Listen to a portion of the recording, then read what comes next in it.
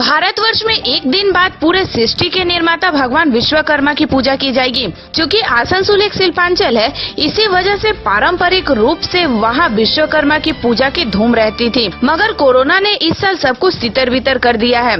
जहां अन्य वर्ष रानीगंज थाने के पास बने जो लोग मूर्तियों का निर्माण करते हैं, उनको सांस लेने तक की फुर्सत नहीं मिलती थी, इस साल नजारा कुछ अलग ही देखने को मिला। हमारे संवाददाता ने कुछ मूर्तिकार से इस संदर्भ में जब बात की, तो उन मूर्तिकारों का कहना है कि इस साल वह लोग सिर्फ ऑर्डर की मूर्तियों का निर्माण कर रहे हैं। अन्य साल जहां वह कई मूर्तियां बनाकर पहले से ही रख दिया करते थे, इस साल मूर्तिकार वह खतरा नहीं उठा रहे हैं।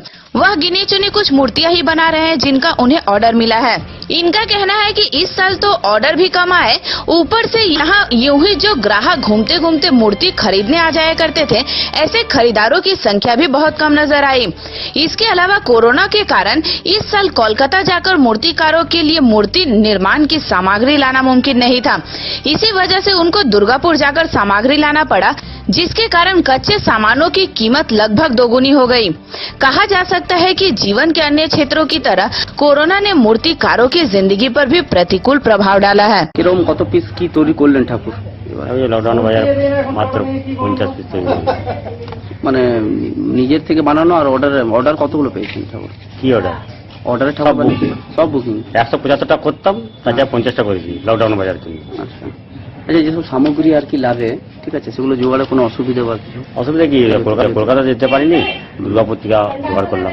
তো এতে আপনার মানে কেনার যে দাম প্রচুর, মোটামুটি যেটা কলকাতার বাজার থেকে আমরা নিয়ে আসি তার থেকে 2 ডবল।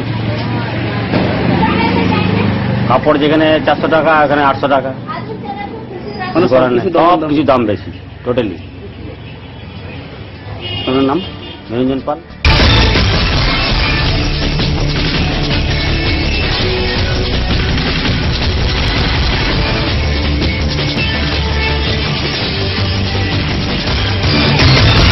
बुधवार को सीटू के बैनर तले पश्चिम बर्धमान जिला स्टेट हॉक्स यूनियन के प्रतिनिधियों ने रानीगंज में आसनसोल नगर निगम के 2 नंबर बोरो के चेयरपर्सन संगीता शारदा के माध्यम से आसनसोल नगर निगम के मेयर जितेंद्र तिवारी को एक ज्ञापन सौंपा।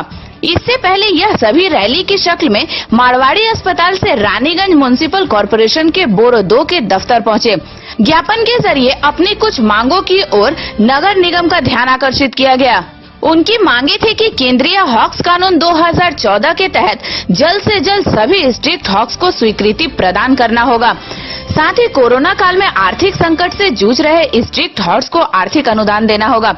इस संदर्भ में संकट के सचिव दिवेंदु मुखर्जी ने कहा कि कोरोना और लॉकडाउन के कारण पूरे पश्चिम बर्धमान जिले के स्ट्रीट हॉक्स की आर्थिक अवस्था बेहद खराब है। इन्होंने ये भी कहा कि स्ट्रीट हॉक्स को जल्द से जल्द स्वीकृति दी जाए, ताकि वह बिना किसी दबाव के ही अपनी जीविका अर्जित कर सके। हिंदू मुसलमान सभा सहकारेर जन्य आर्थिक अनुदान सरकारके देওয়ার দাবিতে আমাদের লড়াই চলছে চলবে। चल रहा है चले। हिंदू मुसलमान सभा सहकारेर जन्य आर्थिक अनुदान सरकारके देওয়ার দাবিতে আমাদের লড়াই চলছে চলবে।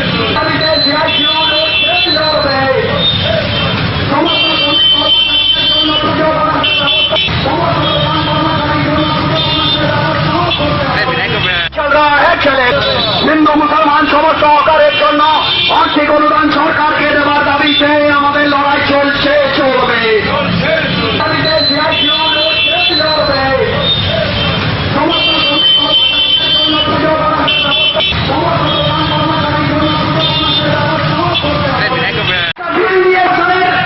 একদম সরকারি গেজেটেড কপি রানীগঞ্জের বিধায়ক কমরেড উরুদত্ত আর বাম বিধায়ক কমরেড সুজন চক্রবর্তী যে প্রশ্ন তুলেছিলেন তার ভিত্তিতে এই গেজেট প্রকাশ করেছিল। এই গেজেট আজও পর্যন্ত আইন করেনি। 17 সালের গেজেট একদম কাগজ আমি বলবো প্রেসের বন্ধুদের কাছে দেখাবার জন্য। তারও কি হকারদের কোনো পরিচিতি নেই? ওদেরকে উচ্ছেদ করা শুধু সময়ের অপেক্ষা দিতে হবে। রানীগঞ্জের কোন তৃণমূলের ঝান্ডা তোলা 14 সালের আইন আসানসোল লাগু করছে না। কেন হচ্ছে? কর্পোরেশন সেই হকারদের লাইসেন্স দেবে না